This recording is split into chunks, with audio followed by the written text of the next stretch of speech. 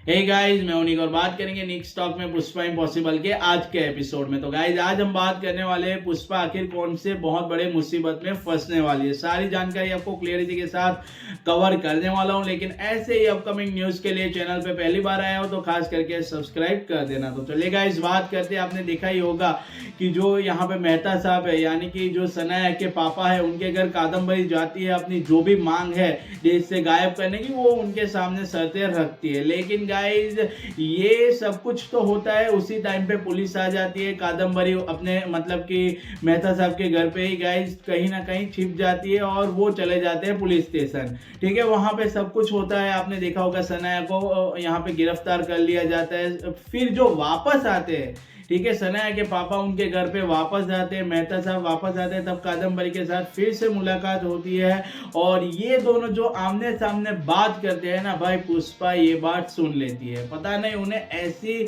पतपती रहती है ना कि उनसे रहा नहीं जाता। वो डायरेक्ट पहुंच जाती है मेहता साहब के घर। चलो, नो डाउट वो आई, उन्होंने ये दोनों की बात भी सुनी, पर उनके दिमाग में ये बात क्यों नहीं आई कि ये दोनों बात करते, उनकी वीडियो रिकॉर्डिंग कर लूं या फिर उनका कोई रिकॉर्डिंग कर लूं। वो डायरेक्ट चिराग को फोन करती है। अरे पागल, चिराग को फोन करने की क्या जरूरत है? ये रिकॉर्डिंग लेके ही तो कहीं पे भी चली जाएगी ना, ये सबूत के तौर पे बहुत बड़ी काम की चीज बन जाती है।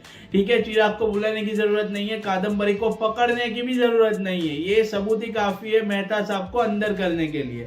ठीक है, तो ये पागल, चलो ठीक है, अभी मैं क्या ही बोलूं। ठीक है, अगर यही सब कुछ दिमाग में आता तो मैं ही 100 क्यों नहीं बना लेता। ठीक है, चलिए गाइस, ये बात तो हुई पुष्पा की और ये सीधे चिराग को फोन करती है। फिर उन्हें पकड़ लेता है कौन? तो भाई मेहता साहब उन्हें रंगे हाथे पकड़ लेता है कि ये उनकी बात सुन लेती है। अब गाइस, आगे क्या होता है कि पुष्पा है उनके घर पे, हर जगह पे उन्हें कादम्बरी को ढूंढती है, लेकिन सीधी बात है कि मिलने वाली नहीं है, क्योंकि कादम्बरी को तो भाई वहां से भागना है, तो वो क्यों हाथ में आने वाली है।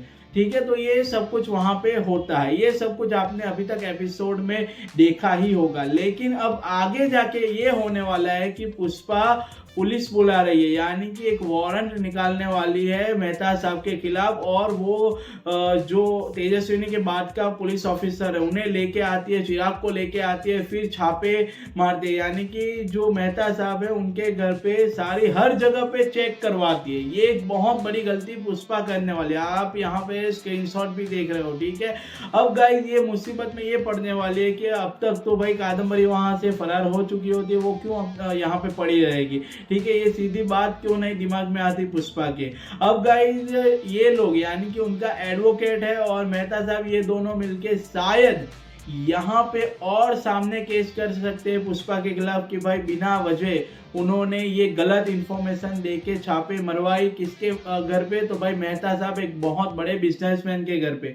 ये सामने से केस कर सकते हैं और इनमें पुष्पा बुरी तरह से फंस सकती है, शायद वो जेल भी जा सकती है।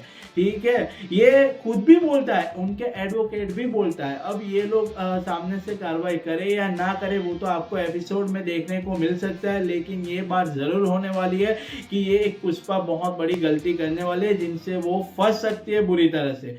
मिलते हैं ऐसे ही नए ट्विस्ट के साथ, नए एपिसोड के साथ। तब तक के लिए टेक केयर, गुड बाय और जय हिंद।